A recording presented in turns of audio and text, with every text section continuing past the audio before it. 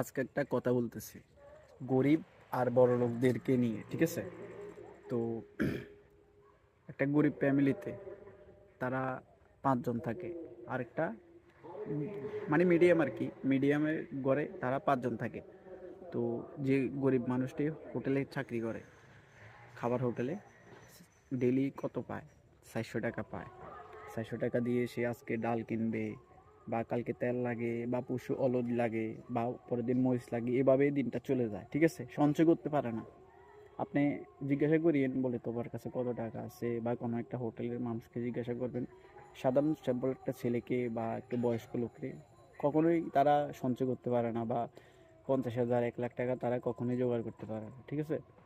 তো যারা বড় লোক কথা বলতেছি, আমার কথাটা লাস্ট পর্যন্ত শুনবেন, ভালো লাগবে। তো যারা মিডিয়ামের কথা বলতেছি, বড় লোক না, বড় লোক তো আলাদা সাবজেক্ট। মিডিয়ামের কথা বলতেছি, তারা হয়তো বিদেশে থাকে, স্যালারি ভালো।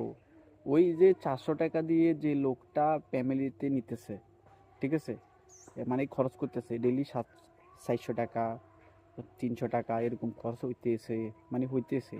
300 টাকা এরকম হোটেলের মধ্যে দেয় দেয়, এর বেশি দেয় না, ঠিক আছে?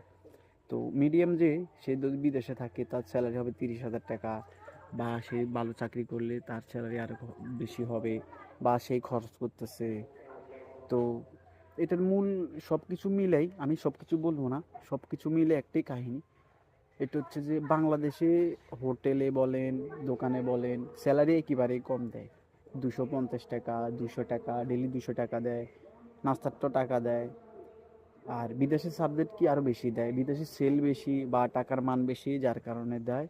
কিন্তু বাংলাদেশে কিন্তু একটা হোটেলে আপনার ইনকাম আছে 50,000 টাকার মতো, আরো বেশিও ইনকাম হয়, ঠিক আছে? তো আপনি খোঁজ নিয়ে দেখবেন, এরকমই হয়। কারণ আমাদের আশেপাশে দোকানগুলোতে এরকমই সেল হয়। তো একটু বেতনটা যদি আমরা একটু বাড়াই দিই, বা একটা দোকানে একটা ছেলে কাজ করে, ওরে আমরা 300 টাকা দিতেছি, ঠিক আছে, ও কিন্তু খাটতেছে সকাল 7টা বাজে থেকে সন্ধ্যা 10টা পর্যন্ত। বাংলাদেশে বাংলাদেশে কোনো দোকানের ডেট নিয়ম নেই, মানে কি, ওই ঘন্টা হিসেব নেই দোকানে গুলোতে, মানে আলাতুল করতেছে। আর এই বিদেশে কি, 8 ঘন্টা বা 10 ঘন্টা একটা ডিউটির টাইম, 2 ঘন্টা রেস্ট, ঠিক আছে? তো তো আমরা বাংলাদেশে যে কোনো একটা চাকরির জন্য খুঁজতে গেলে স্যালারি কম পড়ে, বা এটা দিয়ে আমাদের সংসার চলে না। তো আমরা চাইলে কি একটু স্যালারি বাড়িয়ে দিতে পারি, ঠিক আছে?